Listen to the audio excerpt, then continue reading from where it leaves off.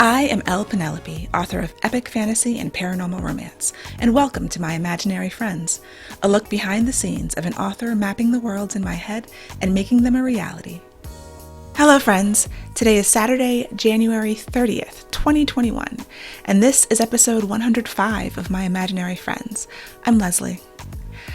Today's episode is sponsored by Driven by Rebecca Zanetti, the latest heart-pumping romantic suspense novel featuring operatives in a secretive Homeland Defense Department. Angus Force is determined to hunt down the serial killer he thought he'd already shot dead. But when the killer targets Nari Zhang, the shrink for the ragtag Deep Ops unit, the two misfit operatives are thrown together. In addition to bringing down a diabolical murderer, they'll have to fight to keep the heat between them from flaming out of control. Don't miss this mix of high-octane action with even more intense romantic tension. Driven by Rebecca Zanetti is available now wherever books are sold and at kensingtonbooks.com. So this week's best thing is I know what my next project is going to be. So I have agreed to do a new project, and it is exciting and a little bit scary because it's different for me. It is another historically based novel, and so I'm currently working on my work in progress right now, which is my 1920s fantasy heist. I think we will call this one the 1830s magical mystery. And it's sort of like a detective kind of thing. It's a lot more things than that, but that's going to be the code word so we can distinguish the projects. They actually both do have names, but once things are announced and I can talk about actual titles, or if I know what, titles tend to change anyway, but I'm hopeful that they both can keep the titles because I think they're both really cool. So where we stand with the 1920s fantasy heist is I should check the word count. I'm getting really close to the midpoint. This week I'll be writing the midpoint chapters and things are moving along again. I cut another scene this week, which kept me on track. I had redone the entire schedule after getting kind of behind. And then, then I was like, this scene and the next scene, are they really two separate things?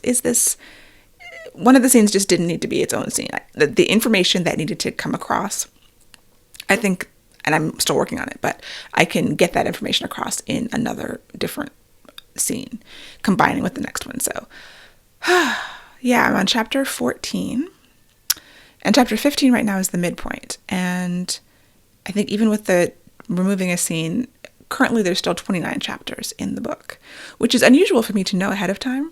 But in this new plotting system, not really a new plotting system, but using the plotter software that I mentioned a few weeks ago, it's very much in chapters. And so you can have multiple scenes per chapter, but the way that it sort of organizes is thinking about chapters, which I don't usually think about until later. I think about scenes. So I'm just, trying something new with that. But yeah, still going pretty well. This week, the challenges that I came in the writing were taking, the bare bones of the fast draft that I did for NaNoWriMo. And just the decision making, the blocking came into effect because I had a scene where all 5 characters, so it's my heist team, is finally together in chapter 14. And they all have to sit down and plan the heist, right? That's like an important expected scene to have in this type of story. So you've got 5 people sitting around a table, blocking that. Whenever you have a lot of characters in a scene, it can be a little unwieldy. And so knowing who's sitting where, who's talking, how are the reactions, trying to think about it cinematically, okay, what kind of shot do I have? And you have your, generally, in film school, you learn you have your wide shot, you establish everything, and then you kind of get closer, and then you move in and out depending on emotion, relationships, content of what they're talking about, what you're trying to convey.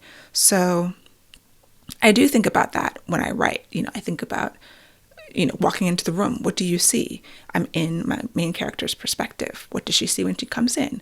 Where is everyone? And then she sits down, and then it's still from her POV, but yeah, what are the movements, and how do I keep everyone straight without too many dialogue tags? All of just the nitty-gritty writing stuff comes into play. So yeah, and also that sort of micro level. You're working on the scene, you're working on making sure everything is clear and keeping the story threads together. And this was the first week where I started to feel like, am I holding on to these story threads? Because as you get to the middle of the book, generally things start to fall apart. You start to feel kind of like the puppet master has lost a little bit of the control, to add another metaphor to it. The cart is starting to go off course. I don't know. But like you're starting to get a little bit off track. Like I felt like I was really grounded up until this point, and it's not that bad yet. I think the midpoint scene is a scene that when I was writing it in the fast draft, I knew that it had gotten away from me and I was just trying to get past it. So this is the time when I have to settle down because it's going to be a beast. It's a big set piece. And if you're not familiar with set pieces, like it's another film term, but like those big scenes, like the big battle scenes that happen, or, something in a movie where it's just one of the things that's in the trailer shots usually, it doesn't always have to be a battle. Obviously it depends on the type of movie, but it could be just a big point of change that is happening. Your midpoint is a big turning point in whatever story you're writing. So it is one of my big set pieces, and I am scheduled to write that this week. And that's going to be another challenge. So it looks like I'm at 37,855 words. I'm doing really well with my about 5,000 words a week. That's comfortable. I get between 5,000 and 6,000 words a week. I think one week I got 7,000, but that was anomalous. So with the new project, it's hard to work on two things at a time, but I've done it before. And the good thing is that there are different stages. So deep into the revision of my fantasy heist, this one I'm starting the research for. And it's a different time period. It's a different location, one that I'm not familiar with. So it will be interesting. But I do feel like what I've been doing the past few months has really prepared me in a way to dive into something new. So kind of starting with a time period that I was familiar-ish with because I had written an alternate 1920s Second World fantasy story. So I had been doing a little bit of research on the 1920s all along the past few years as needed, and then changing it to be fantasy. But setting this story in the real world, doing actual research in a place that I'm very familiar with, Washington, D.C., was a kind of a good starting place for doing something new. And so now I'm taking those things that I've been learning and applying them to a new time period and a new place that I am not familiar with at all. So it is scary. And yeah, like it's a good challenge though. I accepted it because I thought it would be a good challenge. It would help me grow and it would help me learn. And now I just really need to level up these skills that I've been working on. So I've been thinking a lot about research and focused research. And because my plan is to spend the next 3 to 4 weeks researching and building the outline for the new story, and then draft. And the project is going to be a book proposal, so I don't have to write the whole book immediately. I have to write enough to then sell it. And so yeah, everything has to be focused and tight because I have a tighter timeline on it.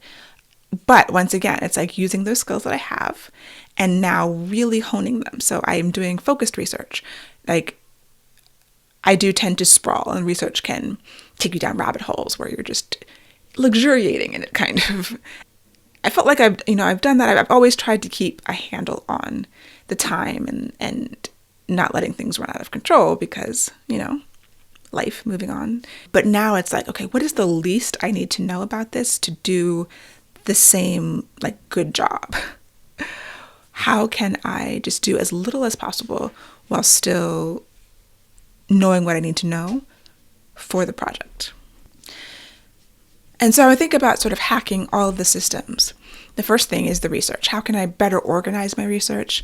Like with this project, the Fantasy Heist, I knew I needed to have a handle on the research. So I've been using Scrivener and trying to just create sort of the story Bible in Scrivener and organize things, keep a record of my sources, try to do some sort of bibliography. It's not like an academic level one because I haven't had to do a real bibliography for 25 years. Yeah. My graduate school, my thesis was a multimedia project. You know, I went to grad school for multimedia, so there was nothing really written down, and it was all just, we built a big installation, and it was sensors and video, and so it was a little bit of filmmaking, a little bit of, you know, computer art, a little bit of programming.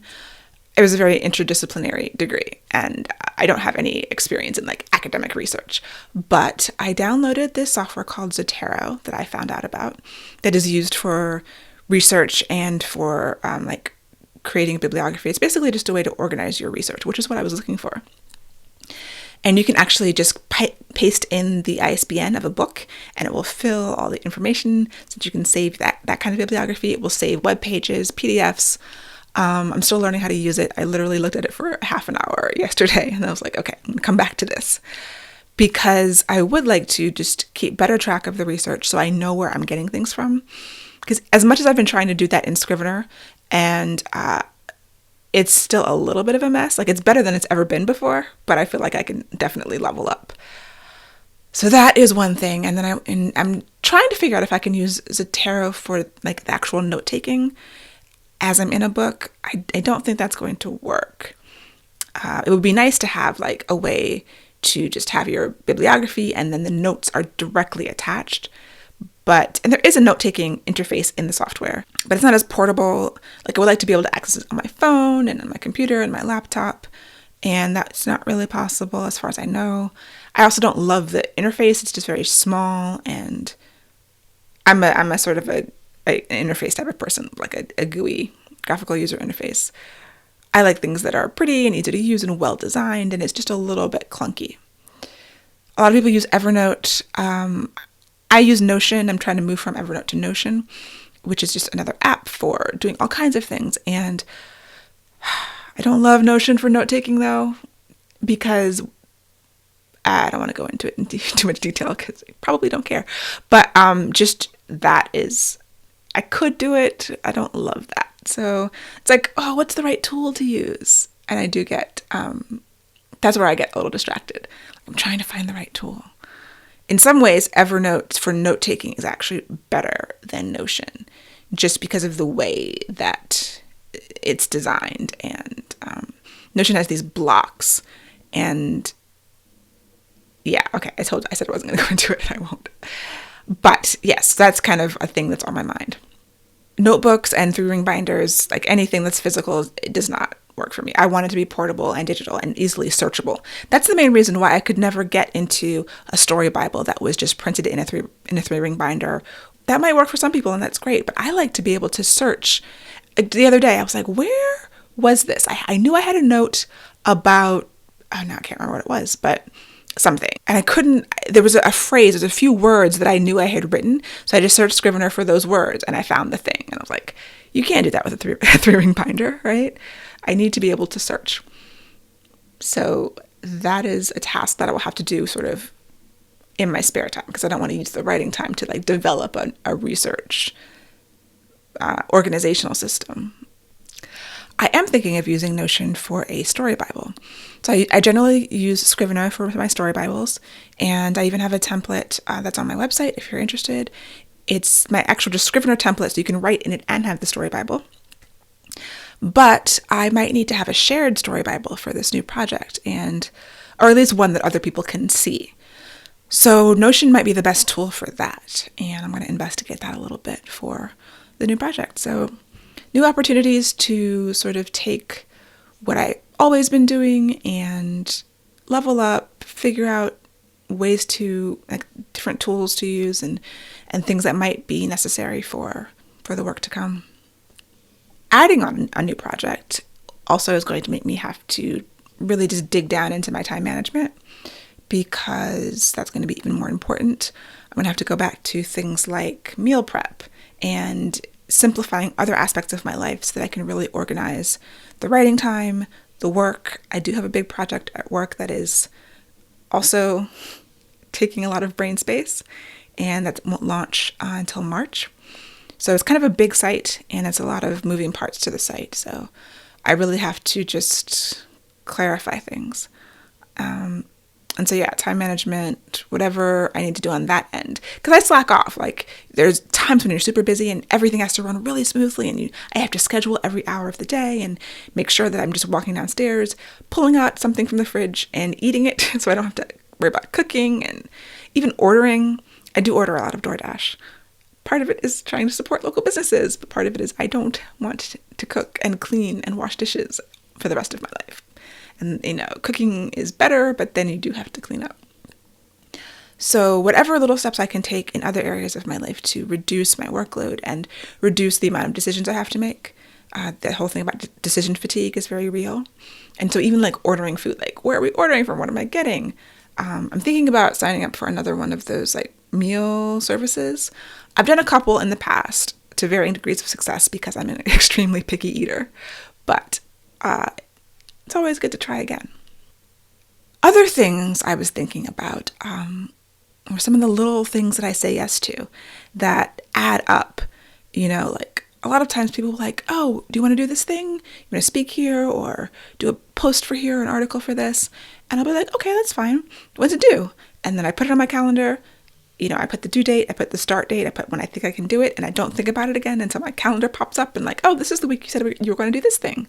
Well, when that week pops up and you've forgotten about that thing, and then there's 4 other things that have happened, and then someone's website got hacked and you have to fix that, and then something else happened and someone calls you, and then you're like, oh, these 5 little things that weren't a big deal are now like, ah. And that's sort of where I found myself this week. So I've been a little bit frayed, and just for me, getting to this point is just like, okay, hunkering down and getting back into a system that I know works for capturing everything I need to do, scheduling it, and getting it done, and checking it off the list. Sometimes I check things off the list too quickly, and I miss things. And sometimes when something, like there was a thing at work that was a little bit wonky, and I had to start it and stop and like wait for someone else. And then by the time that happened, I completely forgotten about it. So then I get this email like, did you do that thing? And I'm like, oh, I started it, but it left my head. I also am invigorated by this and by the challenge of it all, even as it's a bit stressful. I've been thinking about instituting meeting days, which is something I feel like I've heard other people talk about, where like, when you get those emails like, well, when are you available for a meeting? And let's schedule something. And then you're like, well, this day from here to here and this day from here to here. And I do that because I want to give options especially if there's multiple people involved. And, everyone's schedule is crazy. But it's also difficult. Like I protect my writing time as much as possible. Very rarely will I do a meeting in my writing time. Sometimes it happens. But other than that, I'm pretty open. I'm here, I work from home, like I'm not going a whole lot of places. But having to break out of what you're doing for a scheduled meeting is also difficult. And so I've heard about people doing like, okay, my meeting days are Tuesdays and Thursdays, and I will schedule all meetings between 11 a.m. and 3 p.m. on Tuesdays and Thursdays. So I know that Mondays, Wednesdays, and Fridays, I have uninterrupted time blocks for doing everything else I need to do, and then the meetings are peppered in on those days. And I'm thinking of starting something like that, if at all possible. Like that could be something cool. It could mean also that Tuesdays and Thursdays are just full of meetings, but switching gears can reduce your productivity, I think. Like in the philosophy of deep work, which I do believe in, if I'm able to have a chunk of like 4 uninterrupted hours to, let's say, work on this website, it's better than an hour here, an hour there, an hour here, an hour there. Same thing with writing. Like I protect the time from 8 till 10 or 11 when I am writing. And same goes for any other kind of work. Like doing that deep work, that deep focus that's uninterrupted by anything, including meetings, is really helpful. So maybe I will try that. I'll just, next time someone needs to schedule a meeting, it'll be like, okay, my meeting days are Tuesdays and Thursdays from 11 a.m. till 5 or, whatever. And we'll see how that goes.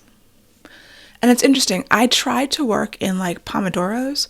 So the Pomodoro Technique is when you set a timer, you work for like 25 minutes, and then you take a 5-minute break. And you do that throughout the day. I write in sprints. So our writing time is always in 20-minute chunks, and then we regroup afterwards, and then we do another 20-minute sprint. I don't do that for other kinds of work. I don't do that for my website development. I don't find it helpful because for me, breaking for the 5-minute break, I never take the 5-minute break. Like, I'd rather just finish what I'm doing, do that whole entire deep work block. I don't know, I can't remember if deep work includes Pomodoros or not, or if it recommends that you rest. The only rest I do is I have a rest timer for my eyes. So every 20 minutes, I take 20 seconds and look 20 feet away. That's the 20-20-20 rule for eye strain. And then at the end of 4 20-minute cycles, it gives me a 1-minute rest, which I'm supposed to stand up and stretch and do things like that. I often don't do that. I do, use my sit-stand desk. And I don't know if that's something that I want to change. Like, I feel like those deep work blocks where I'm completely in it, aside from resting my eyes or standing up and sitting down, work better for me for like programming work. And then in writing, having the break is probably a good idea, because it doesn't bother me to take the break even in the middle of a sentence. It's actually, who was it? Was it Ray Bradbury or someone like that? It was like, maybe it was Hemingway. I have no idea. I think it was some white man. It was like, yeah, end your work before you're done. Like, stop before you run out of gas, before you've said everything you have to say, so you have some place to pick up the next day.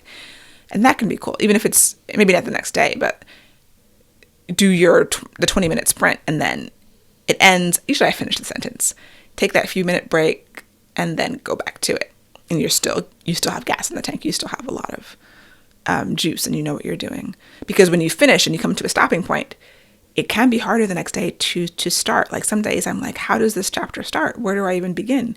If I had the day before gone a little bit into it, then maybe I would have more gas to move forward. Pitch Wars is coming to an end, and so we've been working with our Pitch Wars mentor. I'm a mentee. I'm a mentor, a co-mentor, along with Denny S. Price, and our mentee is working on a fabulous paranormal romance, and getting ready for the showcase, which comes up in February. And that has been a really interesting process, working with a new writer, and some of it is about restraint. Like, there is so much to know. And when you're working on your first novel, like, I know she's written things before, but I don't think that she has ever gone this far into it, into the revision process and really completing it and trying to get something that's done and ready for some other people to read. And it's like, I've been studying writing for such a long time. And there's so much knowledge that you glean with kind of the intense study. And part of mentoring, I think, is trying to figure out, okay, how much feedback to give, how much is going to be helpful and how much is going to be overwhelming. I've got all of these books on my bookshelf. I've taken workshops, classes, week-long workshops, since 2011 when I started. I was in critique groups and classes. I did classes every summer as a child, writing classes. Like, I've been learning about writing my entire life, but especially in the past 10 years, just really honing it. And so there's so much that you can comment on someone's writing who is newer. And it's like, I don't want to overwhelm my mentee and kill her spirit and make her feel like she's a bad writer, because she's not. But she's a newer writer, and there's so much to learn, and you're going to be learning for the rest of your life. Like, you're never going to be done learning how to write if you're a writer, and whatever art you're in, I'm sure, is the same way. Like, there's always room for improvement, and there's always something to know. So you're looking at something and you're saying, okay, this is where you're at. Where can you be in the time allotted to us? Like, how far can you go, and how much can you learn, and how much is the right mix, without making someone kind of recoil and be like, oh, I can't do this. This is too much. I'm always cognizant of that in sort of the mentorship relationships that I've done. Like, there's a million things I could tell you about this. Let me pick 3. That's kind of how I go about it. Like, let me pick a few that will be high impact and hopefully not, make you want to cry. Because feedback is tough. These are things you work hard on and your heart is in it and part of yourself is in it.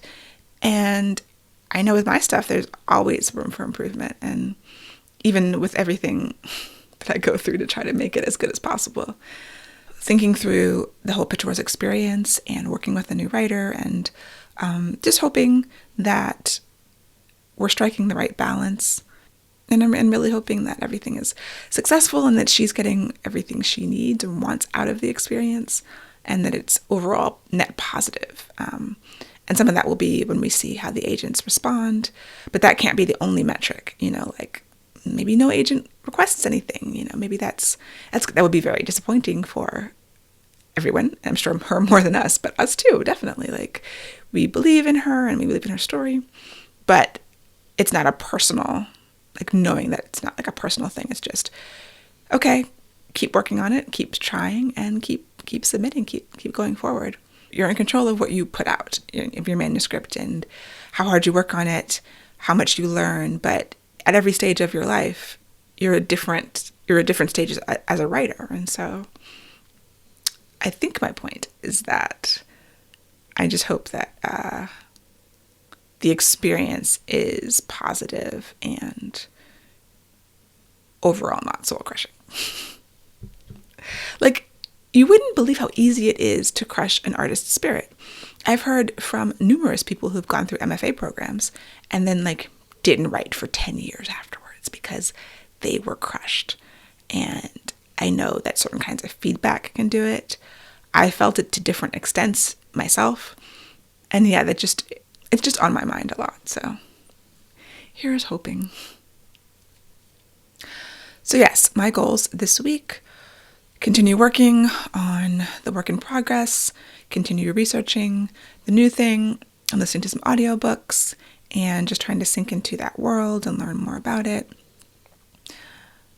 And keep on top of my time management skills and hone my system and work the system. Like, I know this organization and project management, time management system between my paper planner and my calendar and then my project management system.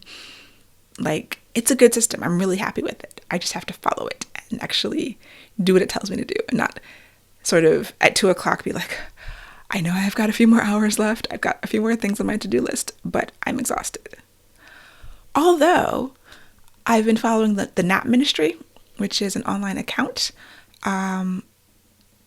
which is all about rest and sort of combating the Western idea of productivity and encouraging rest. There was also a really good interview that Sarah Wendell had on Smart Bitches podcast with an author talking about rest. So it's episode 440, Laziness Does Not Exist with Dr. Devin Price. I will link to that because I found it extremely helpful. So you're seeing more in the culture coming up in opposition of this idea of relentless work. I remember listening to podcasts about self-publishing where they were like, you can sleep when you're dead, sleep is for the weak. And you hear that in all forms of these business mantras. And I was like, no, I need to sleep to work. Sleep's important. Sleep rejuvenates you and enhances your creativity.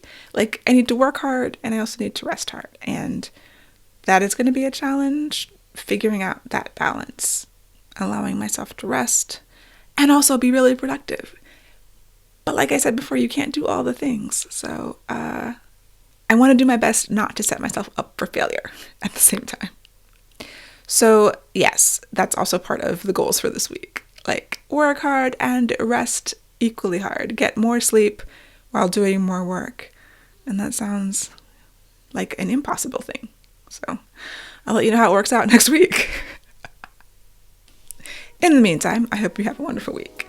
And I will talk to you the next time. For episode show notes and to sign up for the Footnotes newsletter and get the show notes in your inbox, go to myimaginaryfriendshow.com. Subscribe wherever you get your podcasts and watch the video episodes on YouTube. I would really appreciate a rating and review to help support the show. And My Imaginary Friends is part of the Frolic Podcast Network. For more fantastic podcasts, go to frolic.media/podcast.